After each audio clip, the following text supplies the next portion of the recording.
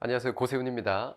지난 11월 23일 날 선생님들께서 교육학 논술, 중등 임용시험에서 교육학 논술을 시험 치셨는데 그 시험에 대한 전반적인 해설과 그리고 이번 기출문제가 내년 우리 교육학 논술을 준비할 때 어떤 방향성으로 준비해야 될지에 대한 몇 가지 중요한 포인트들을 선생님들과 조금 공유하기 위해서 이 자리에 섰습니다. 기출문제 분석 이제 11월 13일 있었는데 이 부분에 대해서 선생님들과 함께 교육학 논술의 문제를 좀 들여다보도록 하겠습니다. 자, 두 번째는 주제 분석입니다. 제가 교육학 논술에 대한 해설 강의를 할 때 언제나 늘 하는 게 이 테마틱 애널리시스인데 기본적으로 교육학 논술은 선생님들이 잘 아시는 것처럼 기본적으로 주제에 의한 설계가 이루어집니다. 이번에 수석교사와 신임교사의 대화에서도 기본적으로 학교에서 신임교사가 가장 기본적인 현행 교육과정에 기반해서 어느 정도의 가장 기본적인 형태의 수업과 교육과정을 운영해야 되는지에 대한 질문에서 수석교사가 순서대로 어떻게 어떤 주제와 연관해서 중요한 개념과 이론을 끄집어내는지 주제 분석을 해볼 필요가 있습니다. 자, 첫 번째는 교육과정의 재구성입니다. 교육과정의 재구성은 지금 우리 현행 교육과정에서 굉장히 중요한 개념이죠. 우리 시험에서는 언급하지 않았지만 기본적으로 교육과정의 재구성은 국가 수준의 교육과정에서 학교 수준의 교육과정으로의 전환이 필요합니다. 이 전환의 과정을 우리가 교육과정의 재구성이라고 그러고 교육과정의 재구성은 여러 방식의 재구성이 이루어집니다. 지금까지 우리 교육학 논술 시험에서는 교육과정의 재구성을 교육과정의 조직을 통한 재구성 문제가 출제되어서 예컨대 범위의 조정이라든가 계열성의 조정이거나 통합성의 조정이거나 하는 방식으로 교육과정의 조직에 의한 재구성을 물었습니다. 이번에 교육학 논술 시험 1번에서는 교육과정의 재구성이라는 주제를 끄집어 오고 뭐와 매칭시켰냐면 타일러의 목표 중심 교육과정 개발 모형을 매칭을 시켰어요. 그 중에서도 목표를 어떻게 달성할 것인지에 관한 교육과정의 재구성을 물었다. 이렇게 볼 수 있습니다. 두 번째는 학생 주도의 구성주의 학습 환경을 어떻게 교실에서 구축할 것인가입니다. 우리 지금 현행 교육과정은 2022 개정 교육과정은 2015와 마찬가지로 학생 중심 교육과정을 추구하는 교육과정입니다. 그래서 기본적으로 학생 중심의 교육과정이거나 학생 참여 혹은 학생 주도, 학생의 배움 중심, 이해 중심의 수업을 이끌어가기 위해서는 기본적으로 구성주의적 접근에 의한 교수 설계, 학습 설계가 필요한데 데이빗 조나센의 학습자 중심의 학습 환경 설계를 학습 환경 구축에서 끄집어 왔습니다. 그래서 학습자 중심의 학습 환경을 설계할 때는 어떤 방식으로 학습자 중심의 수업을 설계할 수 있는지를 물었습니다.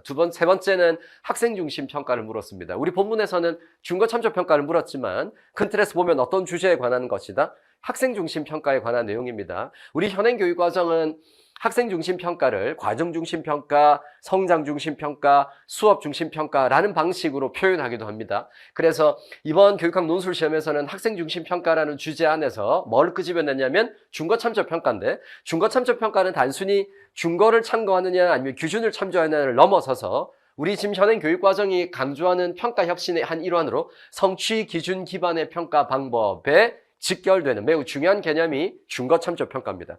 기존의 우리 교육과정의 평가가 규준 참조 평가였잖아요. 그래서 상대적 서열화 평가였는데 기본적으로 성취 기준 기반의 교육과정을 설계하는 과정에서는 규준 참조 평가와 언매칭이 이루어지기 때문에 학생 중심 교육과정, 성취 기준 기반의 교육과정을 설계하는 과정에서 반드시 어떤 평가를 해야 된다? 준거 참조 평가. 절대적인 준거 참조 평가의 전환이 성취 기준 기반의 교육과정을 이끌어낼 수 있는 중요한 평가 방법입니다. 그래서 우리 현행 교육과정에서 학생 중심 평가로서 준거 참조 평가를 강조하지만 결국 이번 교육학 논술의 주제는 성취 기준 기반의 평가를 할 때 어떻게 성취 기준을 중심으로 교사가 준거를 잘 재구성해서 학생들의 성취 수준의 정도를 명확하게 혹은 학력 수준을 얼마나 명확하게 성취를 달성했는지 여부를 판단해 주기 위해서 성취 기준 기반의 평가 방법을 물었습니다. 그래서 준거 참조 평가를 기반으로 선생님들 잘 아시는 것처럼 준거를 어떻게 설정할 것인지, 두 번째는 교육 평가가 가지는 전제, 즉 교육 평가의 기본 가정이 뭔지를 묻는 문제를 물었습니다. 그래서 이번 교육학 논술의 세 번째 주제는 학생 중심 평가다 이렇게 볼 수 있습니다. 네 번째는 특성론적 접근의 리더십입니다. 큰 틀에서 보면 학교 리더십을 다루고 있는데 그 중에서도 특성론적 접근은 가장 고전적인 리더십이에요. 그래서 그 중에서도 카츠가 제안한 인간관계 능력으로서의 리더십을 강조했고 큰 틀에서 보면 교원 전문 학습 공동체가 이번 카츠의 과제 중심의 리더십을 이야기하면서 세 가지를 언급했는데 기술, 그다음 상황 인식 능력, 세 번째 인간관계 능력인데 우리 시험에서는 인간관계 능력을 물었습니다. 그래서 인간관계 능력을 기반으로 하는 교원 전문 학습 공동체를 중심으로 답을 진술해 주었다면 교육과정 평가원의 문제의 전체 방향성에 가장 잘 맞아떨어지는 주제와 개념이다 이렇게 볼 수 있습니다. 그래서 간단하게 우리 현행 교육과정 이번에 우리 교육학 논술 시험은 크게 네 가지로 주제가 나누어져 있다. 교육과정의 재구성, 학생 주도의 구성주의 학습 환경을 어떻게 구축할 것인가? 세 번째는 학생 중심 평가를 어떻게 교실에 적용해 볼 것인가? 네 번째는 학교의 리더십에서 카츠의 리더십 이론에 근거해서 학교 리더십에서 특히 인간관계 능력을 기반으로 우리는 어떻게 사회적 관계나 교사들 간의 인간관계 능력을 발휘할 수 있는 형태를 실천해 볼 것인가? 라는 네 가지 주제가 다루어졌다 이렇게 볼 수 있습니다. 우리 교육학 논술은 2014년도에 시작해서 지금까지 단 한 번도 예외 없이 가장 중요한 테마들을 다루고 있습니다.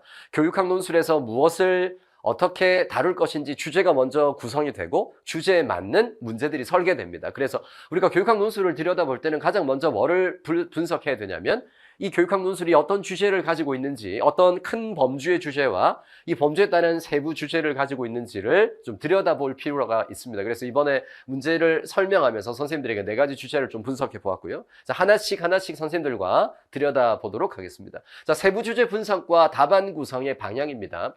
제가 선생님들에게 제안하는 답안은 모범 답안이기도 하고 사례 답안이기도 하지만 이런 방향성에서 답을 진술하면 좋겠다라는 의미입니다. 자, 첫 번째 교육과정에 관련된 문제인데 교육과정의 재구성은 여러 가지가 있을 수 있어요. 예컨대 교육과정 학습 경험의 내용의 조직에 의한 교육과정 재구성도 있을 수 있고 또 선생님들 잘 아시는 것처럼 위긴스와 맥타이가 제안하는 역행설계 모형에 의한 목표 평가를 일치시키고 평가와 수업을 일치시키는 방향으로 교육과정을 재구성할 수도 있습니다. 또 교과 간의 통합적 설계를 통해서도 교육과정을 재구성할 수 있습니다. 근데 이번 문제에서는 교육과정의 재구성을 목표를 하나 딱 포커스를 두고 특히 그 중에서도 타일러의 목표와 관련해서 재구성이라는 측면을 이끌어냈습니다. 그래서 목표 설정의 그래서 타일러는 목표를 설정하기 위해서 먼저 뭐가 필요하다? 세 가지 자원이 필요하다. 우리 본문에서 잘 언급하고 있습니다. 그래서 교육과정을 재구성하면서 교육 목표를 설정하는데 어려움이 있다고 신임교사에 토로하니까 수석교사가 먼저 재구성의 방향과 관련해서 신임교사의 입장을 먼저 들어봅니다. 사회적 요구와 학사의 특성 그리고 교과에 대한 전문성. 그래서 타일러는 잠정적 목표를 설정할 때 세 가지를 이야기합니다. 하나는 현대 사회의 요구 혹은 정보, 학습자에 대한 특성과 정보, 그 다음 교과 전문가의 견해를 기반으로 잠정적, 아직 완전히 설정된 목표가 아니라 잠정적 목표를 설정합니다. 잠정적 목표가 설정되고 나면 반드시 뭐를 필터링해야 된다? 목표 설정의 체인, 교육 철학이라는 관점에서의 판단과 학습 심리학이라는 관점에서의 우리가 잠정적으로 설정한 목표를 뭐 해야 된다? 필터링 해 보아야 합니다. 그걸 우리가 잘 아는 것처럼 목표 설정의 체다 이렇게 이야기했습니다. 자, 그래서 세 가지가 있는데 사회적 요구, 학습자 특성, 교과 전문가의 의견과 함께 이 세 가지를 교육 철학의 관점에서 학습 심리학의 관점에서 어떻게 이 교육과정 목표를 설정할 것인지를 들여다봐야 합니다. 자, 그래서 이런 이 대화에서 우리가 이제 답안을 구성해야 되는데 자, 첫 번째 타일러는 잠재적 목표의 교육적 판단을 교육 철학과 학습 심리학으로 이야기합니다. 첫 번째 교육 철학적 판단을 해 주어야 합니다.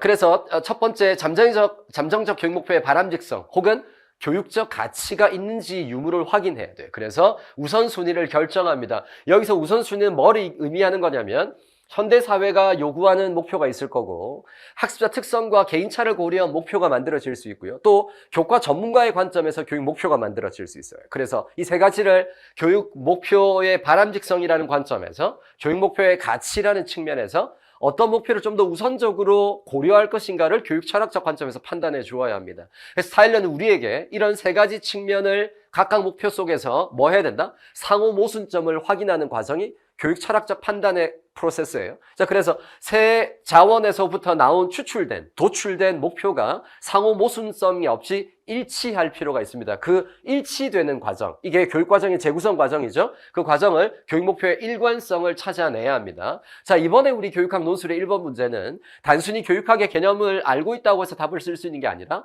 교육학의 개념을 더 정확하게 알고 있어야 되고 이론에 대한 이해가 더 전제되어 있어야 되고 무엇보다 이걸 실제로 목표로 설정하는 과정까지 사례를 적용해 보아야 합니다. 그래서 이번 문제는 최근 몇 년간 우리 교육학 논술의 흐름을 잘 따르고 있습니다. 개념과 이론의 어플리케이션. 사례를 물었다는 건 어떻게 적용해 볼 것인가라는 걸 우리에게 한번 시뮬레이션 해보라 라는 의미의 문제였습니다. 그래서 학사 정보 현대사회 요구 교과 전문가의 견해에서 도출한 목표 간 일관성을 만들어낼 필요가 있습니다. 자, 그래서 저는 선생님들에게 일단 하나의 예입니다. 선생님들 또 다양한 사례를 들어줬을 수 있지만 하나의 사례입니다. 민주주의의 가치와 절차를 이해한다라는 만약에 교육의 목표를 이야기한다면 이 한 가지 민주주의의 가치와 절차를 이해한다라는 전제는 고등학교의 교육 목표예요. 제가 왜 고등학교 교육의 목표를 이야기했냐면 지금 신임교사와 수석교사의 대화가 어느 상황이다?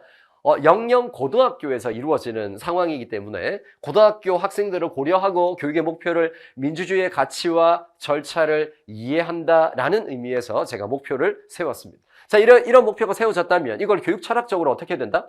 판단해야 됩니다. 자, 그러면 민주주의의 가치와 절차는 현대사회의 요구나 학습자의 필요한 역량, 또 현대사회를 규명하는 중요한 활동에 관한 교과 내용이라는 측면에서 즉 세 가지 자원이 요구하거나 가져올 수 있는 정보 세 가지를 다 뭐 할 수 있다? 만족시킬 수 있는 주제다 이렇게 볼 수 있습니다. 그래서 교육적 가치를 지닌다. 즉 민주주의를 이해하고 그 가치를 이해하고 그 절차를 적용해 보는 과정은 현대사회가 요구하는 것과 또 민주 시민으로서의 학생의 민주주의 역량을 길러주는 측면에서 교과 전문가의 입장에서도 민주주의와 관련된 중요한 가치와 절차를 학습시키는 관점에서도 이 주제는 세 자원에 따른 교육 철학적 판단에서 중요한 가치를 지닌 걸로 우리가 교육적 판단을 할 수 있습니다. 그래서 이 세 가지 자원의 근거에서 교육 민주주의와 가치와 절차를 이해한다는 고등학교의 목표는 어떻다? 교육적 가치가 있다. 또 교육적으로 이 목표의 설정은 바람직하다라고 판단할 수 있습니다. 자, 요 답안의 방향이 이번 우리 교육학 논술 시험의 출제의 의도, 디렉션입니다.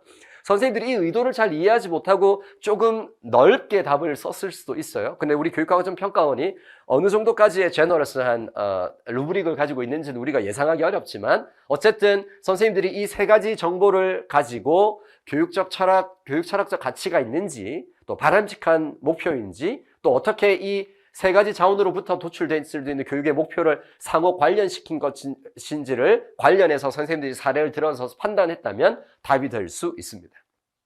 자, 그런데 문제는 교육 철학적 가치가 있다 하더라도 실제로 학생들이 이걸 학습할 수 있는지 혹은 아주 중요한 포인트입니다. 실제로 교수 가능한지를 들여다봐야 됩니다. 학습 가능성과 교수 가능성을 들여다보는 관점이 어떤 채다? 바로 학습 심리학적 판단입니다. 그래서 우리가 앞서 봤던 민주주의의 가치와 절차를 이해한다라는 부분을 학습 가능성과 교수 가능성을 확인해 봐야 돼요. 민주주의의 가치와 절차를 이해하는 과정이 학습 가능한 형태로 만들어질 수 있는지 혹은 이걸 학생들에게 교수할 수 있는지를 들여다보는 게 학습 심리학적 판단입니다. 잠정적 교육 목표가 의도적 교육을 통해 뭐 할 수 있다? 달성할 수 있는지 혹은 교수 가능한지 혹은 학습 가능한지를 판단하는 게 학습 심리학적 판단이에요. 교육적으로 달성 가능한 목표를 연령별 그래서 학습 심리학이라는 건 기본적으로 학생들의 인지 발달 수준, 개인차, 그래서 연령에 따른 학습 목표의 수준 이런 것들이 다 고려되어야 합니다. 학년별 배치, 교육 목표 달성에 걸리는 시간의 길이나 교육적 노력 같은 것들이 다 학습 심리학적인 질문이 만들어내는 바운더리예요. 그래서 이 바운더리 내에서 우리가 앞서 사례로 제안했던 민주주의의 가치와 절차를 이해한다를 학습 심리학적으로 판단해 봐야 됩니다. 자, 그 점에서 보면 민주주의 가치와 절차를 이해하기 목표를 달성하기 위해서는 학습자들 간의 협동 기반의 교수 학습 방법을 적용할 수 있겠다. 교수 가능성을 먼저 확인해 봐야 돼요. 왜요? 현대사회에서 민주주의란 혼자서 문제를 해결할 수 있는 게 아니라 결국에는 다양성과 차이를 가진 다양한 구성원들이 어떤 문제를 함께 해결하는 과정에서 민주주의 가치가, 민주주의 절차가 얼마나 중요한지를 이 과정에서 합의를 이끌어내는 과정이 매우 중요하기 때문에 협동학습이라는 교수 방법을 확인했을 때, 적용했을 때 우리가 목표를 세운 민주주의 가치와 절차를 이런 교수 방법을 통해서 얼마든지 학습할 수 있다는 걸 판단할 수 있습니다. 그 다음 교수 학습 방법을 적용할 수 있고 또 연령과 학년을 고려해서 민주주의에 대한 이해나 혹은 적용이나 분석이나 평가, 블룸의 인정 영역 목표죠. 그래서 연령에 따라서 혹은 수준에 따라서 교육 목표, 민주주의 가치와 절차를 이해한다는 수준을 이해 수준으로 끌어올 수도 있고요. 좀 적용 수준으로 끌어올릴 수도 있고 분석이나 평가라는 방식으로 인지 영역의 목표를 조금씩 끌어올릴 수 있습니다. 또 마찬가지로 민주주의 가치와 실천이라는 측면에서도 학생들에게 정의적 영역의 목표인 가치와 조직화, 학생들에게 민주주의가 완전히 내면화되는 인격화라는 측면에서도 보다 높은 수준의 목표를 설정할 수 있습니다. 이게 바로 학습 심리학적 판단이에요. 자, 우리 교육학 논술이 이번 1번 문제를 통해서 우리한테 묻고 싶은 건 교육 철학이라는 판단이 뭘 의미하는지, 학습 심리학적 판단이 세 가지 자원으로부터 도출된 잠정적 목표를 어떤 방식으로 일관성 있게, 어떤 방식으로 가치 있고 바람직한 목표인지를 들여다보고 동시에 학습 가능성 혹은 교수 가능성을 우리가 어떻게 판단할 건지에 대한 사례를 한번 써보라라는 의미입니다. 그래서 이렇게 선생님들에게 드린 답안은 전체적으로 답안을 이런 방향성을 가지고 답안을 진술해야 된다라고 선생님들에게 하나의 모범 답안을 보여드렸습니다. 그래서 이번 1번은 교육과정 재구성 측면에서 목표가 설정되는데 이 목표가 어떤 수준에서 교육 철학이라는 측면에서 학습 심리학의 측면에서 어떤 방식으로 재구성될 수 있는지를 사례를 들어서 한번 어플리케이션, 적용해보는 문제가 출제가 되었습니다. 다시 한번 강조하면 우리 교육학 논술은 지난 몇 년 동안 예외 없이 개념을 실제 적용하는 문제를 많이 내고 있습니다. 그래서 이렇게 우리는 1번 문제를 해결할 수 있습니다. 자, 두 번째 주제는 뭐였냐면 구성주의 접근의 교수학습 환경을 만들어 주는 겁니다. 그래서 두 번째 교육과정 넘어가기 전에 제가 이번에 이 교육학 논술의 문제를 제가 지난 2024년 동안 올해 실전 모의고사를 통해서 혹은 7, 8월 문제 영역을 통해서 또 다양한 강의를 통해서 어떤 방식으로 이 문제를 다루었는지, 그래서 해설과 제가 어떤 방식으로 실제로 다루었는지를 잠깐만 설명하고 넘어가겠습니다. 제가 실전 모의고사 6회 1번 문제에서 타일러의 문제를 동일하게 만들었습니다. 그래서 교육과정 개발 모형에서 잠정적 교육목표 설정을 위한 근거 3가지를 쓰고 이에 따른 최종적인 교육목표 설정의 준거, 그리고 목표 중심 모형을 가지는 워커의 비판점을 물었는데 이 문제가 지금 이번에 교육학 논술 1번 문제와 정확히 일치한다, 이렇게 볼 수 있습니다. 그래서 목표 중심 모형에 대한 워커의 비판점을 근거로 보면 전체적으로 이번 교육학 논술이 요구하는 문제와 매칭되는 측면들을 제가 이번에 실전 모의고사에서 다루었습니다. 자, 이렇게 하고 넘어가고요. 자, 두 번째로 갑니다. 자, 교육 방법에 관한 문제가 출제되었습니다. 교육 방법은 학생 주도의 구성주의적 학습 환경을 어떻게 설계할 것이냐라는 문제를 신임교사가 제안했고 거기에 따른 솔루션을 수석교사가 제안합니다. 그래서 학생 주도의 역할을 강조하는 최근의 경향, 이 최근의 경향은 지금 우리 현행 교육과정 2022 개정 교육과정이 지향하는 아주 중요한 학습자 주도의 교육과정을 강조합니다. 수업을. 혹은 학습자 참여 중심의 수업을 강조하죠. 그래서 구성주의 학습 환경입니다. 여러분, 구성주의 학습 환경에서 매우 중요한 게 ICT, 즉 정보, 통신, 기술을 연결하는 것도 굉장히 중요한데 최근에 몇 년 동안은 구성주의 학습의 통합적 학습 환경을 만들면서 ICT, 원격 교육이나 온라인 교육과 관련된 문제를 불과 작년에도 그렇게 연결을 했죠. 온라인 수업과 관련해서. 상호작용과 관련되어 있는 온라인 수업에 관련된 몇 가지 상호작용 측면을 물었는데 이번에는 구성주의 학습 환경을 조성하기 위한 구체적인 조나센의 학습 환경 설계를 물었습니다. 그래서 수업에서 구성주의 학습 환경을 설계할 때 수업에서 어떤 문제를 다뤄야 될지 물었습니다. 그래서 문제가 뭐냐? 이 문제는 기본적으로 객관주의 교육의 패러다임에서는 문제가 주어지는 게 아니라 뭐가 주어진다? 사전에 설정된 목표가 주어집니다. 하지만 구성주의는 사전에 설정된 목표가 주어지는 게 아니라 목표 대신에 뭐를 준다? 학생들에게 문제를 줍니다. 그래서 조나센은 문제 혹은 뭐라고 표현하고 있다? 프로젝트라고 표현하고 있습니다. 그래서 문제 혹은 프로젝트를 목표 대신에 주어줍니다. 그러면 문제 혹은 프로젝트는 그러면 어떻게 누가 목표를 설정한다? 학생들이 문제와 프로젝트를 해결하는 과정에서 목표를 설정할 수 있습니다. 이게 구성주의 접근의 핵심이죠. 그래서 학생 주도의 학습 환경이라는 측면에서 가급적 교사가 개입하지 않고 직접적 시범, 즉 모델링을 하지만 이 모델링과 시범을 제외한 교사의 지원적 역할이 뭐냐? 이거를 여기에서 물었습니다. 그래서 시범 외에 다른 지원 활동, 선생님들 잘 아시는 것처럼 코칭이나 스캐폴딩 이 두 가지의 핵심 개념을 쓰는 문제가 출제가 되었다. 이렇게 볼 수 있는데 이번에 이 문제는 단순히 개념을 물었다기보다는 개념을 좀 더 깊이 있게 정확하게 이해하고 있어야지 특히 1번 문제 같은 걸 정확하게 쓸 수 있습니다. 구성주의 접근의 문제의 가장 공통적인 특징은 객관주의 패러다임에서의 교육의 문제는 대부분 다 구조화된, 계열화된 수직적인 문제들이에요. 예컨대 선행학습이 잘 이루어지면 후행학습이 자연스럽게 전이될 수 있는 구조화된 문제가 객관주의 교육의 중요한 문제 특성이었습니다. 근데 구성주의 환경에서의 문제 특성은 계열화되고 구조화된 형태의 문제가 아니라 매우 비구조화되어 있고 매우 복잡하고 좀 더 어려운 표현으로 비정형적이고 비선형적인 문제가 만들어집니다. 이게 문제의 특성이에요. 그렇죠? 그래서 문제의 특성과 이 문제가 학습자들에게 어떤 역할을 하는지를 물었습니다. 어떤 역할을 할까요? 첫 번째, 이 문제는 실제 학생들의 실제 삶과 상황에 근접한 문제, 친숙한 문제, 또 학생들의 관심과 흥미를 이끌어낼 수 있는 문제가 구성되어야 되기 때문에 기본적으로 이 문제는 어떤 역할을 한다? 학생들에게 학습에 대한 동기를 유발할 수 있습니다. 두 번째, 문제 또는 프로젝트이기 때문에 학생들에게 어떤 역할을 한다? 문제가 학생들에게 적극적으로 문제를 해결할 수 있는 역량을 이끌어내는 중요한 역할을 합니다. 혹은 학생들의 자기 주도 학습을 이끌어낼 수 있는 매우 중요한 역할을 한다는 측면에서 문제의 특성을 물었다는 건 이 조나센의 학습자 중심의 학습 환경 설계 모형, 우리가 소위 CLS 모형이라고 부르는 이 모형에서 문제의 본질을 우리 교육학 논술 시험에서 이번에 물었다. 그래서 아주 좋은 질문이었다. 이렇게 평가할 수 있습니다. 자, 그래서 이것과 관련된 전체적인 답안의 구성의 방향은 이렇습니다.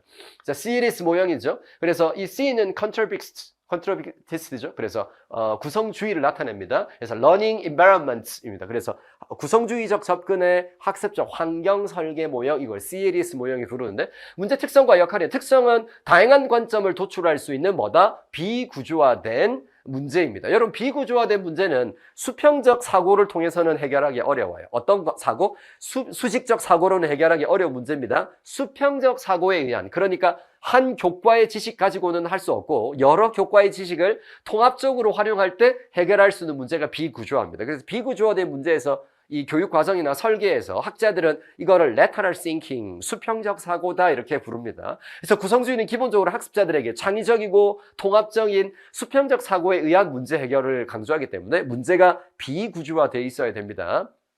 그래서 혹은 학습자가 관심과 흥미를 가지고 있는 프로젝트, 그래서 문제형은 프로젝트인데 이 문제의 성격은 선생님들 답안 중에 비구조화되어 있다. 이것도 답이 될 수 있고, 두 번째, 이 문제는 반드시 학생의 실제적 삶과 맥락 혹은 상황에 기반한 문제여야 합니다. 우리가 살아가는 실제적 삶은 구조화되고 정형화된 문제가 아니라 매우 복잡하고 비구조화된 문제죠. 그래서 실제적 삶과 맥락에 더한 문제 특성을 가지고 있어야 합니다. 어떤 역할을 한다? 학생들에게 이 문제는 오히려 능동적이고 주도적이고 적극적인 문제 해결의 목표를 설정하게 하거나 혹은 학습 동기를 유발하게 하는, 그래서 가장 큰 역할은 학습자들로 하여금 학습 동기를 유발하는 데 초점이 있습니다.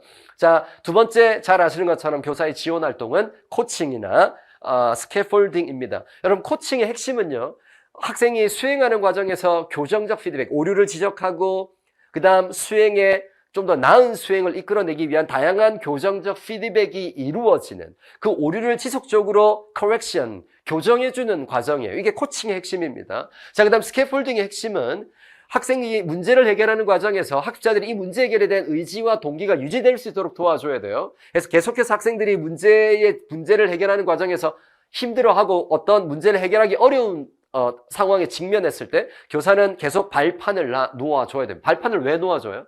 학생들의 흥미와 동기를 유지시키기 위함이에요. 두 번째, 학생들에게 적절한 수준의 과제 수준이 유지될 수 있도록 도와주는 것도 스캐폴딩과 관련되어 있습니다. 그래서 적절한 수행을 유도하는 것이 스캐폴딩에서 교사의 매우 중요한 역할이다, 이렇게 볼 수 있습니다. 자, 이렇게 이번 문제를 우리가 전체적인 방향성을 끄집어낼 수 있고, 전체 이번에 우리 교육학 논술 시험에서 비교적 조금 쉽게 접근해서 답을 쓸 수 있는 문제가 이번 문제였다, 이렇게 볼 수 있습니다. 3번으로 가겠습니다.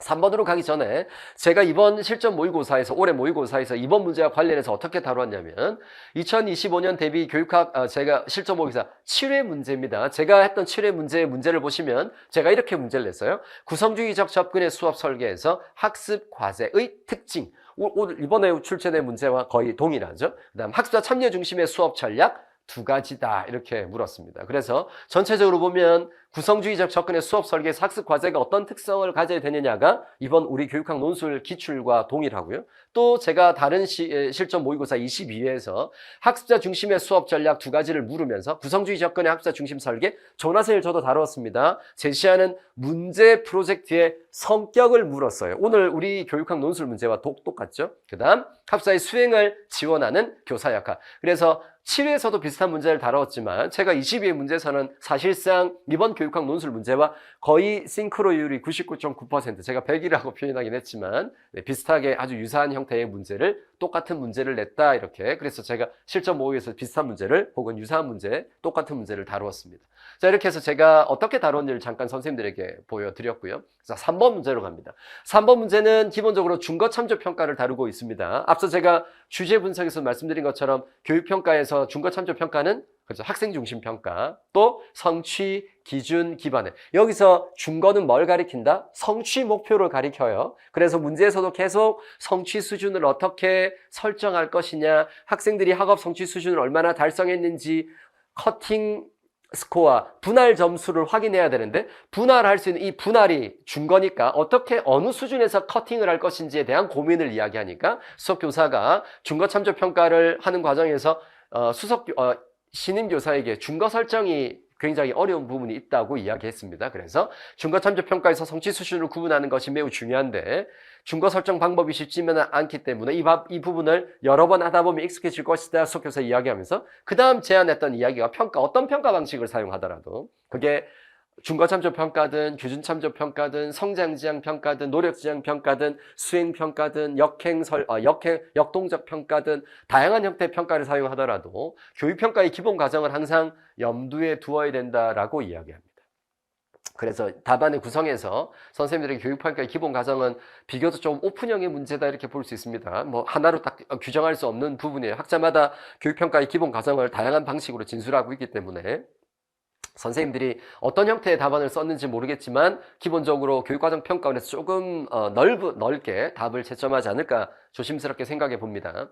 자, 이것과 관련해서 학습자 중심 평가에서 중거 참조 평가, 중거는 뭘 가리킨다? 성취 목표를 가리켜요. 그래서 우리 교육과정이 지금 지향하는 가장 중요한 평가의 혁신은 성취 기준 기반의 평가입니다. 자, 성취 기준 기반의 평가를 하기 위해서는 기본적으로 성취 기준과 수준의 재구성이 필요한데, 이때 중거 참조 평가에서 중거 설정 방법이 대단히 중요합니다. 여기서는 중거 참조 평가에 근거한 중거 설정 방법을 여기서 언급하고 있지만, 선생님들이 당장 내년에 올해 합격해서 내년에 준비해서 내후년에 2026년 신규 교사로 갈 때 실제 우리 지금 현행 교육과정의 내신 평가 제도는 뭐다? 성취 기준 평가제입니다. 여러분, 성취 평가제의 원래 이름이 성취 기준 평가제예요. 그러니까 이미 중거 설정이 과학적이고 객관적으로 이미 이루어져 있다. 그러니까 선생님들이 자신의 교과를 이미 만들어진 5단계 절대평가의 성취 수준을 고려해서 그대로 써도 되고 그걸 적절하게 변형해서 써도 됩니다. 근데 우리 문제에서는 기본적으로 중거 설정 방법이 어떻게 이루어지는지를 물었다고 보면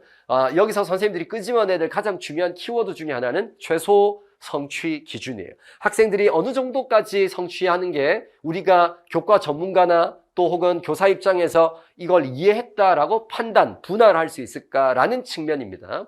그래서 중거는 최소 성취 기준을 나타내고 혹은 성취 목표에 따른 최소 성취 기준을 나타내고, 학업 성취도 검사에서 교과 전문가에 해당 내용을 이해했다고 가정하는 최소 성취 기준 혹은 최저 성취 기준. 선생님들이 답안을 구성할 때 중거 설정 방법으로 최소 성취 기준이나 최저 성취 기준, 그래서 어치브먼트, 성취에 있어서 바텀 라인, 미니멈 라인이 존재해요. 이 미니멈은 기본적으로 중거 설정 방법에서 매우 중요한 키워드입니다. 그래서 구체적으로 답을 써보면 여러 가지 방법이 있지만 시험자 집단 중에서 대상이 최소 능력을 가진 아이들이에요. 이 아이들이 특정 문항에 대해서 어느 정도의 정답률, 문항은 어느 정도 곤란도 얼마나 잘 어렵게 느끼는지를 고려해서 그들이 가진 문항 정답률을 기준으로 보통 준거를 설정합니다. 그래서 최소 성취 기준과 준거 설정을 잘 연결했다면, 혹은 어떻게 해야 되는지 정확히 떠오르지 않아서 현재 현행 교육과정이 적용하고 있는 성취평가제의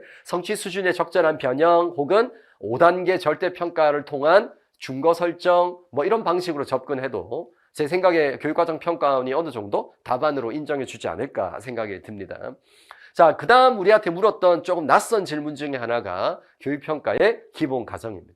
이번 교육학 논술의 교육평가의 문제는 기술적인 측면보다는 조금 더 기술적인 측면을 물었다면, 두 번째는 교육평가가 가지고 있는 철학 혹은 신념, 여러 가지 부분을 전제를 묻고 있습니다. 여러 가지를 이야기할 수 있지만 기본적으로 우리 교육평가는 학생들을 평가할 때 우리가 교육평가를 적용할 텐데, 다양한 평가 방법을 통해서 뭘 전제한다? 기본적으로 우리가 평가를 통해서 아이들의 개인차 특성, 아이들의 문제나 오류를 뭐 할 수 있다? 측정하고 평가할 수 있다, 이해할 수 있다라는 전제를 가지고 있어야 돼요. 또 두 번째는 이 문장과 조금 상호 모순되는 거지만 우리가 정확하게 완전히 측정할 수 없다라는 전제도 가지고 있어야 돼요. 그래서 하나의 표준화된 방법으로만 평가하는 게 아니라 다양한 평가 방법을 적용할 필요가 있습니다. 그 다음 세 번째는 이 교육평가에 통한 결과는 우리가 학생들을 합리적으로 의사결정하고 학생들의 자격인정, 졸업인정, 성적의 비교 등 합리적인 의사결정, 이 우리가 평가의 행정적 기능이라 부릅니다. 그래서 교육평가를 통해서 학생들을 잘 판단하고 결정할 수 있다. 합리적인 의사결정이 중요한 정보로 사용할 수 있다는 걸 전제해야 되고요. 또 교육이나 사회 전반에 긍정적 효과가 있다. 이게 무슨 말인고 하니까 만약에 우리가 평가를 하지 않으면 자격을 갖추지 못한 사람들이 사회에 나가서 다양한 일을 할 수 있습니다. 우리가 교육평가는 기본적으로 우리 사회가 좀 더 안정적으로 평가를 잘 통과한 전문성을 인정받은 특정 자격을 갖췄는지 유무를 평가를 통해서 사회의 사람들을 선발하고 배치해 주기 때문에 교육평가는 기본적으로 교육이나 학교 혹은 사회 전반에 긍정적인 영향을 미치고 있다. 그래서 평가는 기본적으로 사회에 긍정적 영향을 미쳐야 되는 측면에서 교육평가를 전제해야 된다. 이런 측면을 이야기할 수 있습니다. 그래서 교육평가의 기본적 가정은 이런 측면에서 접근할 수도 있고 선생님들이 교육평가의 가정 예컨대 평가 양호도인 신뢰도나 타당도라는 측면에서 진술한 선생님도 있더라고요. 제가 선생님들이 저에게 보내준 여러 가지 복기된 답안을 가지고 가채점을 좀 했었는데 선생님들 답안 중에는 평가 양호도를 중심으로 답안을 진술한 선생님도 있습니다. 어쨌든 교육평가의 기본 가정은 학자들마다 접근하거나 진술한 방법이 좀 많이 다르기 때문에 제가 여기서 하나의 사례 답안을 구성했지만 아마도 교육과정 평가원은 평가의 기본 가정을 좀 더 넓게 볼 수도 있습니다. 그래서 예컨대 핀들리의 평가의 기능, 역할, 평가의 전제, 역할, 행정적 기능, 교수적 기능, 또 혹은 상담적 기능이라는 측면에서도 평가의 기본 과정을 진술해낼 수도 있어요. 그래서 비교적 오픈형의 문제다. 오픈형의 문제가 뭐냐면 비교적 답이 매우 넓다. 스펙트럼이 넓은 문제를 오픈형의 문제라고 부릅니다. 최근 몇 년간 우리 교육학 논술 시험은 항상 무슨 문제가 포함되어 있다? 오픈형의 문제가 포함되어 있고 주로 어디에서 오픈형 문제를 내냐면 통상 교육행정에서 오픈형의 문제를 냅니다. 그래서 이번에도 예외 없이 마지막 문제가 오픈형의 문제다 이렇게 볼 수 있습니다. 자, 이것과 관련해서 제가 올해 실전 모의고사에서 다음과 같이 다뤘습니다. 20회 문제 2번에서 실전 모의고사에 냈는데 제가 결과중심 평가 방법의 교육관과 문제점을 이야기하고 결과중심 평가 말 그대로 총합평가잖아요. 이거의 문제점과 목표지향 평가, 여기서 목표지향 평가는 준거참조평가, 수업에서는 무슨 평가? 형성평가 같은 것들을 우리가 목표지향 평가 이렇게 부릅니다. 목표지향 평가의 개념과 여기서 중요한 거 성적 평정 방법은 제가 뭘 물은 거냐면 어떻게 준거를 고려해서 성적을 평가할 것인가에 관련된 문제. 그래서 이번 교육학 논술의 문제와 일치되는 문제를 제가 냈고요. 평가 결과를 어떻게 활용할 것인가까지 연결해서 문제를 냈습니다. 그래서 이번 교육학 논술 문제가 요구하는 답안의 스펙트럼 안에 제가 실전 모의고사에서 다루었던 성적 평정 방법, 즉 준거를 어떻게 설정해서 학생들을 평정, 즉 판단할 것인가, 학업 성취도를 달성했는지 달성하지 않았는지를 이때 성적 평정 방법으로 중요한 게 최소 성취 기준, 최소 능력을 가진 아이들의 정답률을 기반으로 학생들을 분할, 커팅할 수 있다. 이게 이제 성적 평정 방법입니다. 그래서 이 부분을 제가 올해 문제에 출제된 기출된 문제와 유사하게 다루었다. 이렇게 제가 선생님한테 말씀드릴 수 있습니다. 또 두 번째, 제가 23회 2번 문제에서 성취평가제 평가 방법을 물었어요. 내신평가제에서 준거참조로서의 절대평가죠. 그래서 이번 이 교사에서 학생평가의 개념과 평가 방법, 여기 학생평가의 개념은 성취평가입니다. 성취기준 기반의 평가, 성취기준 평가의 활용시 장점, 평가 결과의 정확한 평가를 위한 추정 방법, 이렇게 평가에 관련된 연결고리를 만들었었는데 이때 제가 평가 방법을 물었습니다. 즉 성취평가제 평가 방법 말 그대로 적절한 준거가 성취 기준에 따른 성취 수준이 만들어져 있기 때문에 5단계 절대평가에 관련된 평가 방법을 물었습니다. 그래서 연결되는 문제를 이번에 실전모의 제가 다루었다 이렇게 말씀드릴 수 있습니다.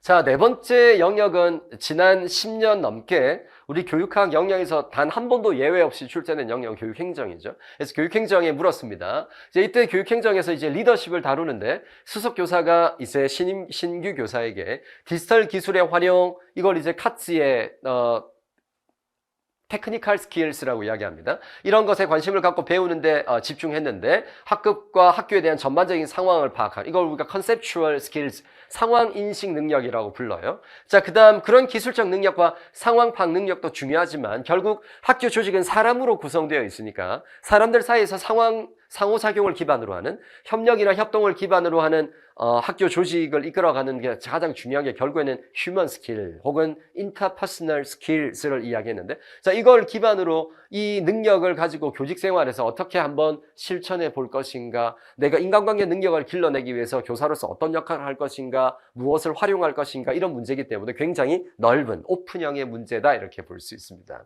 제가 답안의 방향을 좀 드리면, 카츠라는 학자는 우리 선생님들 잘 아시는 것처럼 리더십의 이론은 전통적 리더십과 새로운 리더십, 대안적 리더십으로 크게 구분할 수 있습니다. 전통적 리더십 안에는 크게 세 가지 유형이 있어요. 특성론적 접근, 가장 클래식한 접근, 고전적 리더십이라고 부릅니다. 두 번째는 행동적 접근, 세 번째는 상황적 접근의 리더십이 나와요. 우리 교육학 논술 시험에는 지난 10년 동안 상황적 접근의 리더십이 출제가 되었고요. 두 번째, 거의 대부분 대안적 리더십이 출제되었습니다. 근데 이번에 고전적 리더십 중에서도 카츠의 리더십 이론, 카츠뿐만 아니라 칸이라는 학자 있습니다. 카츠와 칸은 언제나 늘 연구의 동역자였어요, 평생. 그래서 카츠, 칸의 리더는 주로 리더가 어떤 업무적 특성을 가지는지, 그래서 좋은 리더는 처음부터 이런 업무적 특성을 가지는데 세 가지 스킬을 이야기합니다. 하나는 테크니컬 스킬, 학교 행정을 어떻게 최적화할 수 있느냐, 얼마나 효과적으로 효율적으로 학교 행정을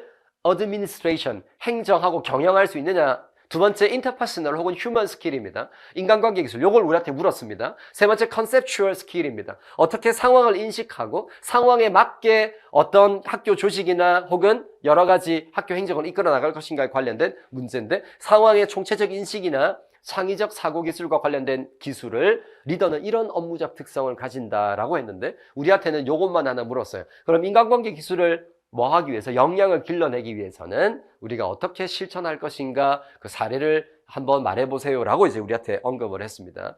그래서 이 문제를 보자마자 제가 제일 먼저 떠올렸던 건 이제 교원 전문 학습 공동체입니다.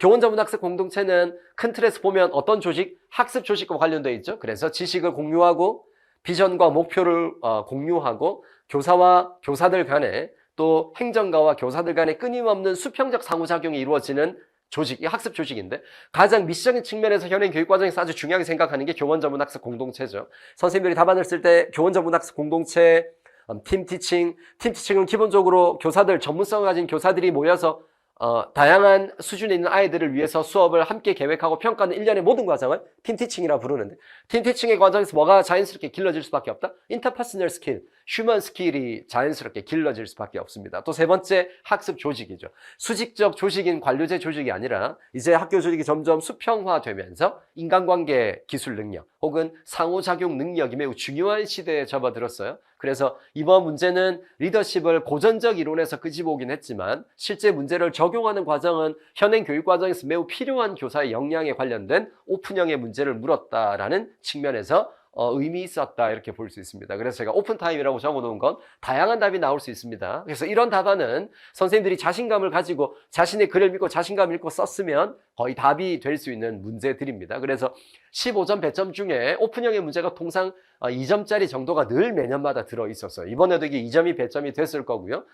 그 다음 인간관계 기술이나 인간관계, 사회적 관계 능력 같은 걸 썼으면 아마 명칭을 쓰라고 했으니까 명칭에 관한 1점이나 혹은 2.5점, 0.5점 정도를 배점하고 나머지는 리더의 어떤 인간관계 기술을 이끌어낼 것인지에 대한 힌트, 본문에서 이미 힌트를 많이 주고 있기 때문에. 자, 이것과 관련해서 제가 올해 실전 모의고사에서 다룬 건 주로 학교 조직 내에서 인간관계론에 근거한 교사의 인간관계 능력에 관한 문제와 유사합니다. 그래서 제가 조직 이론의 특징에서 학급에서 교사의 리더십 역할, 또 민주적 학교 학급 경영에서 인간관계 능력이 민주적 학교나 학급 경영에 어떤 연관성이 있는지를 물었던 문제인데, 이번 교육학 논술의 전체적인 디렉션과 유사한 문제다. 이 문제에서도 제가 교사의 인간관계 능력과 학교 경영, 학급 경영, 학교 민주화와 관련된 문제를 연결했었습니다.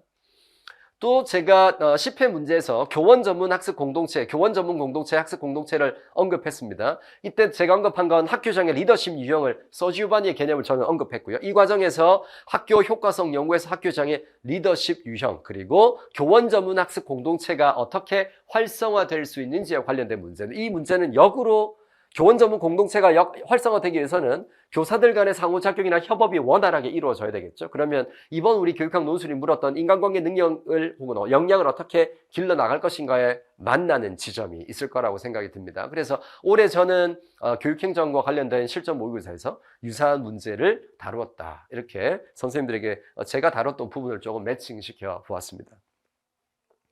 짧은 시간이지만 선생님들에게 이번 교육학 논술이 크게 4가지 주제로 이루어져 있고 4가지 주제에 따른 답안의 구성 방향을 선생님들한테 말씀드렸습니다. 짧은 시간 동안 선생님들에게 교육학 논술 기출에 대한 해설을 해야 되기 때문에 좀 더 추가적으로 교육 개념, 이 교육 개념과 이론을 둘러싸고 있는 좀 더 넓은 개념들을 설명하기에는 조금 시간이 모자라서 이번에는 좀 더 컴팩트하게 가지만 실제 강의에서는 이런 부분들을 좀 더 깊이 있게 분석하고 개념과 개념이 어떻게 통합적으로 연결될 수 있는지를 좀 들여다보는 시간을 가지는 게 의미가 있겠다라고 생각이 듭니다. 자, 그러면 좀 정리를 해봅시다.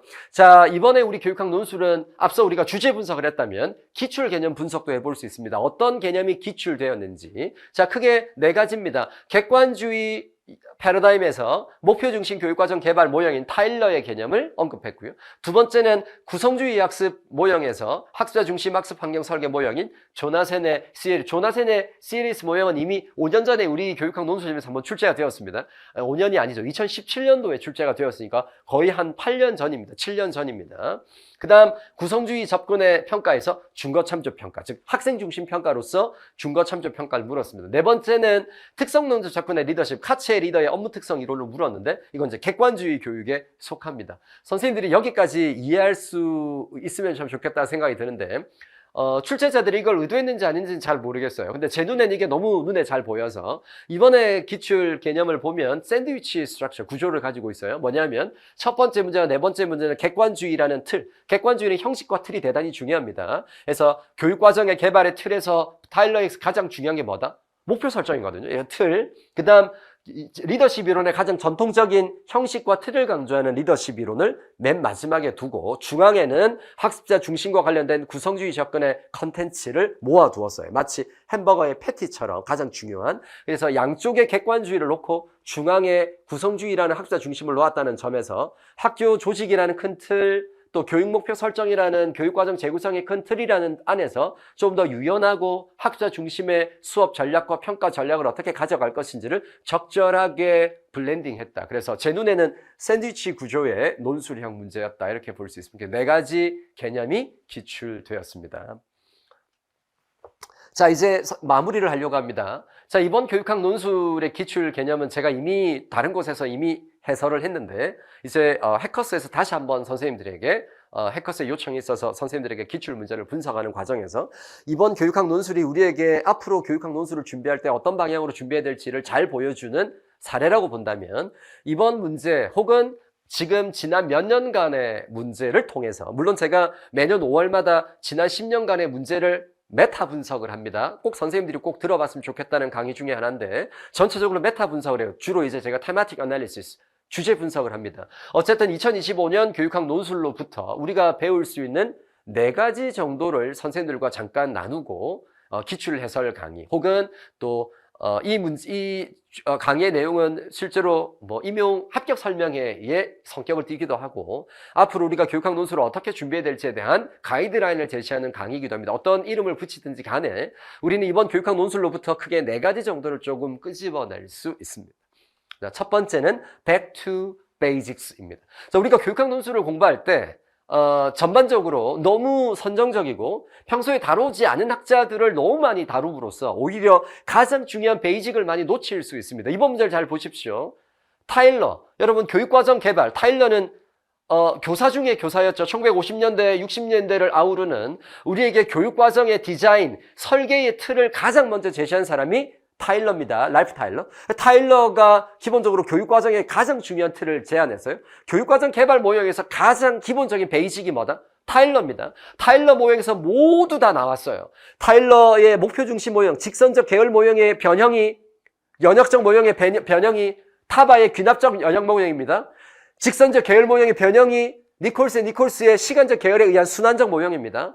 목표부터 평가까지 직선적 계열을 조금 더 역행 설계한 변형인 위긴스 맥타이의 변형입니다. 목표 설정을 좀 더 비판하고 좀 더 유연하게 교육과정의 틀을 가져가려고 하는 게 개념경험주의의 워커의 자연주의 접근이나 스킬백의 무슨 모형? 학교 중심 교육과정 개발, SBCD 모형이나 혹은 슈왑의 실천적 교육과정 모형, 실제적 교육과정 모형입니다. 절충적 교육과정 모형이에요. 또 목표 설정을 비판하면서 대안적 목표를 제안한 아이즈너의 예술적 비평 모형. 모든 교육과정 모형의 프로토타입, 베이직이 뭐다? 타일러예요. 그래서 이번 교육학 논술의 문제는 기본적으로 back to basic, 가장 모든 개념과 이론의 아키타입 혹은 원형, 베이직이 뭔지가 중요하다는 것. 그래서 모든 교육학 논술의 영역에서 개념과 이론의 가장 중요한 학자를 먼저 머릿속에 잘 이해하는 게 이후에 나오는 이론을 이해할 때 굉장히 도움이 됩니다. 그래서 이론과 개념은 그냥 나오는 게 아니라 역사성을 가져요. 그래서 개념이 다음 개념과 이론에 어떤 방식으로 영향을 주었는지를 이해하면서 개념을 공부하는 것이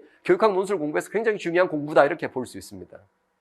그래서 back to basics입니다. 타일러죠. 두 번째 뭐죠? 구성주의 접근의 가장 핵심이 뭐죠? 조나센입니다. 여러분, 객관주의 교육 체제적 접근의 수업 설계, 우리가 객관주의 설계라 부르는데, 객관주의의 체제적 설계의 가장 기본이 뭐죠? 에디 모형 혹은 딕 앤 캐리 모형입니다. 자, 객관주의나 체제적 접근의 베이직은 딕과 캐리나 에디 모형인데, 구성주의에는 틀이 있었다 없었다? 없었어요. 그래서 조나센은 구성주의 접근의 중요한 베이직 설계 가이드라인이 필요하겠다 판단이 되어서 조나센이 제안한 게 객관주의, 체제적 접근의 수업 설계에 반대되는 가장 기본적인 구성주의 접근의 설계도를 우리에게 제안했습니다. 그게 CLES 모형이에요. 그러니까 구성주의 접근에서 가장 먼저 우리가 배워야 될 게 뭐다? 조나센의 CLES 모형, 베이직입니다. 또 평가에서 가장 중요한 베이직이 뭐다? 지금 현행 교육과정에서 성취 기준 기반의 평가예요. 준거 참조 평가 물었습니다. 어떻게 준거를 설정해서 학생들의 학업 성취도를 합리적으로 판단해 줄 것인지는 매우 중요한 평가의 기본이죠. 또 평가의 기본 과정도 물었어요. 결국 베이직을 물었습니다. 리더십 이론, 그래서 학 교사가 어떤 리더십 특성을 가져야 되는지. 그래서 큰 틀에서 보면 이번 교육학 논술은 언제나 그런 질문을 우리에게 던지긴 하지만 back to basics. 그러니까 모든 영역에서 가장 기본적인 틀과 개념을 이해하는 게 대단히 중요하다. 그 다음 두 번째입니다. lateral thinking이에요. 아까도 제가 잠깐 언급했지만 여러분, lateral thinking의 반대 개념이 vertical thinking이에요. 수직적 사고입니다. 여러분, 수직적 사고는 계열적 사고예요. 하나의 영역 안에서만 이해되지만 이 영역을 다른 영역으로 옮기면 문제 해결이 어려워요. lateral thinking은 뭐냐면 어떤 개념과 이론이 있으면 이거를 실제 영역과 상황에 적용해 보는 걸 우리가 lateral thinking이라고 부릅니다. 교육심리학의 자기 효능감이라는 개념을 가지고 수업 전략으로 연결해 보는 게 lateral thinking이에요. 작년 우리 교육학 논술, 재작년 교육학 논술을 생각해 보십시오. 교육심리학에서 자기 효능감, 자기 조절이라는 개념을 이끌어내고 자기 효능감의 개념을 쓰는 문제가 아니라 자기 효능감을 높여주기 위한 뭐를 물었어요? 교육방법이 공학에서 그렇죠. 수업 전략을 물었습니다. 이게 바로 뭐예요? 교과 간의 연결, 영역 간의 연결을 가져오는 수평적 전이, 즉 lateral thinking을 물었어요. 선생님들이 기계적으로 암기하고 암기법 위주의 교육학 공부는 결코 우리 교육학 논술 시험에서 고득점을 받기 어렵습니다. 저는 선생님들에게 조금 진지하게 좀 질문을 던져보고 싶어요. 우리는 공교육의 교사가 될 사람입니다. 공부의 과정도 교사로서의 품위, 교사로서의 태도, 성실한 태도 매우 중요하다고 생각해요. 그래서 교육학은 100점 중에 20점이란 배점이기 때문에 전공 공부에 올인을 하고, 교육학은 그냥 대충 암기에 의해서 몇 점만 받으면 된다. 저는 결코 좋은 접근이 아니라고 생각합니다. 여러분, 20점이지만 생각을 달리 해보면 20점이 당락을 결정할 수도 있습니다. 그런 사례는 너무너무 많아요. 전공을 아무리 잘 쳤더라도 교육학을 못 받아서 과락이 되면 선생님들 합격하기 어렵습니다. 20점이라는 배점은 어쩌면 캐스팅 보트일 수 있어요. 20점이 80점의 당락을 결정하는 매우 중요한 캐스팅 보트가 될 수 있습니다. 자, 이런 이야기를 다 차치하고서라도 우리가 앞으로 교사가 될 사람이고 우리에게 가장 중요한 베이스먼트를 만들어 줄 수 있는 가장 중요한 역량이 뭐다? 교육학적 지식에 대한 이해입니다. 자, 그 과정을 좀 더 진지하게 공부할 수 있는 유일한 시간이 이 시간이에요. 선생님들이 내년에 합격해서 교사로 가면 따로 개인적으로 교육학 공부를 할 수 있는 시간이 거의 없습니다. 그렇죠? 우리가 임용을 준비하는 과정에 좀 더 진지하게, 성실하게, 좀 더 정직하게, 좀 더 열정적으로 교육학을 좀 더 깊이 있게 들여다볼 수 있는 시간이에요. 그걸 통해서 우리가 교육학을 좀 더 고득점을 받을 수 있는 시간도 이 시간입니다. 그러니까 암기 위주의, 되게 선정적인 암기 위주의, 그 다음 치트키 위주의 그런 공부 말고 개념과 개념의 역사성을 이해하고 개념과 개념을 통합적으로 연결하는 lateral thinking, 개념을 실제 상황에 한번 적용해보고 사례를 만들어보는, 이게 실제 우리 교육학 논술에서 요구하는 문제잖아요. 그러면 우리가 개념과 개념을 연결할 수 있는 수평적 사고, 통합적 사고, 개념과 개념을 연결해보는 훈련을 좀 해볼 필요가 있습니다. 우리 문제가 이런 걸 선생님들에게 요구해요. 세 번째입니다. Educational Application입니다. Lateral Thinking과 비슷한 개념인데 말 그대로 개념과 이론을 그냥 암기하고 넘어가는 게 아니라 실제 교실의 교육 과정에 적용해 보는 거죠. 자, 이 과정은 조금 지난한 과정이고 없는 것을 무언가 만들어내야 되는 과정이기 때문에 좀 더 성실한 태도를 요구합니다. 만들어준 걸 외우는 건 누구나 할 수 있어요. 그런데 이걸 끄집어내고 고민해보고 또 사례를 만들어보는 과정은 조금 더 한 단계 더 나아가는 성실함이 요구돼요. 근데 우리 교육학 논술에 이런 문제가 나오니까 선생님들이 내년에 교육학 논술을 준비하는 과정에서 교육학 개념과 이론을 실제로 한번 적용해보는 연습이 대단히 중요하다. 그렇죠? 마지막입니다. Educational Writing Practice입니다. 결국 우리 교육학 시험은 논술 시험이기 때문에 선생님들이 교육학적인 논리와 구조를 가지고 글을 쓰는 연습을 할 필요가 있습니다. 제가 선생님들에게 내년 커리큘럼을 소개할 수 있는 시간이 곧 또 있을 텐데 그래서 저는 교육학 논술을 강의할 때 1, 2월은 기본적으로 하우징의 시간, 개념과 이론을 좀 더 이해하는 데 초점을 둔다면 3월부터는 개념과 이론을 계속해서 아침마다 쓰는 형성평가를 합니다. 그래서 말 그대로 Educational Writing Practice, 교육학적으로 글을 쓸 수 있는 연습을 계속해서 함께 병행하셔야 합니다. 그래서 선생님들이 쭉 그 과정의 시간이 축적되고 누적이 되어서 실제 교육학 논술의 문제를 맞닥뜨렸을 때 좀 더 자신 있게 정확하게 교육과정 평가원이 요구하는 디렉션에 맞게 답안을 써낼 수 있고 결국에는 고득점을 가져갈 수 있습니다. 여러분 교육학도 좋은 점수를 받아야지 합격할 수 있어요. 그래서 우리 이번 교육학 논술로부터 저는 선생님들에게 4가지를 꼭 당부드리고 싶어요. 첫 번째는 Back to Basics, 가장 기본적인 개념에 충실하라. 너무 선정적이고 평소에 잘 다루지 않은 모든 잡다한 개념들을 다 외우려고 욕심을 내지 말고 기본 개념을 잘 이해하고 있으면 그 기본 개념에 다 파생된 개념이 새로운 이론이나 개념들이기 때문에 너무 지나치게 파생된 개념이나 새로운 개념에 너무 눌리거나 내가 배우지 못한 내용인데라고 너무 불안해할 필요가 없겠다. 백투 베이직이 굉장히 중요하다. 두 번째는 lateral thinking. 자, 영역과 영역을 통합적으로 연결해서 좀 생각해보는 교육학적인 educational thinking, lateral thinking이 필요합니다.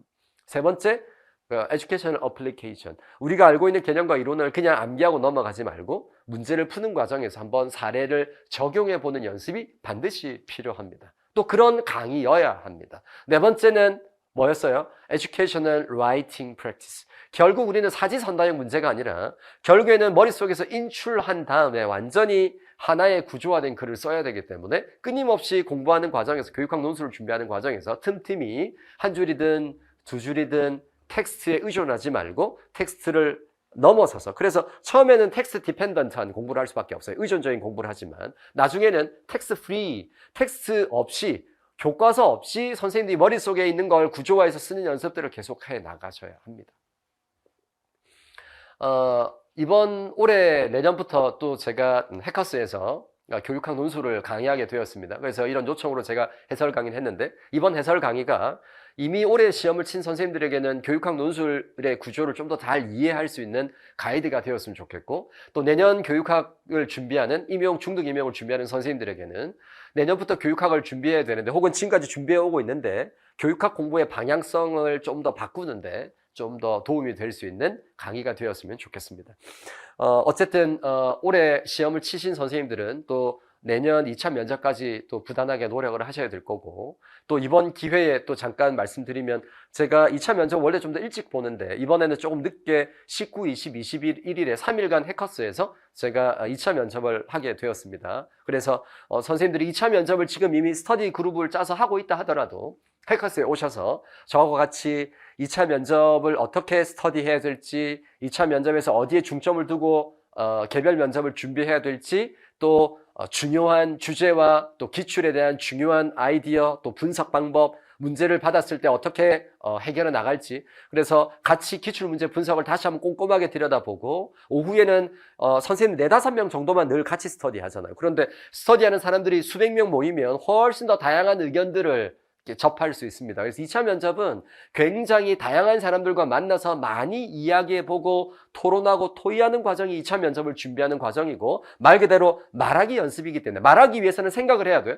많이 생각해보고 다양하게 생각해보고 수평적 사고를 해보고 말 스피크 아웃, 말을 해보는 연습이 필요하기 때문에 이미 스터디 그룹이 짜서 지금 스터디를 하고 있다 하더라도 선생님들이 2차 면접 해커스에서는 19, 20, 21일이라는 2차 면접에 다 해커스에 오셔서 스터디 그룹별로 모여서 또 다시 한번 여기서 스터디 그룹의 방향성이나 여러 가지 부분을 제가 선생님들에게 가이드해 드릴 테니까 그런 부분들 잘 참고하셔서 또 2차 면접에도 선생님들이 같이 2차 면접을 준비하는데 제가 선생님들에게 많은 의미 있는 팁을 드릴 수 있도록 하면 좋겠다 싶습니다.